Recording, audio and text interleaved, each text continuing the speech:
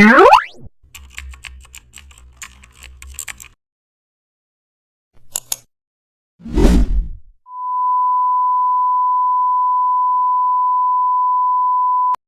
back to the channel, and don't forget to like, share and subscribe for more updates.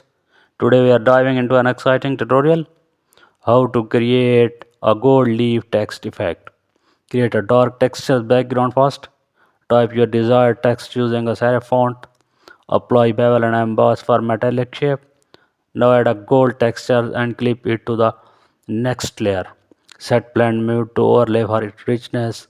Use gradient overlay for light reflections. Apply inner glow for depth. Paint soft highlights with a small brush. No duplicate, and blur slightly for shine diffusion. Now add sparkles using white star brushes, and then apply curves to boost contrast. Add slight shadow for realism. Your gold leaf text now shines with luxury. Thanks for watching.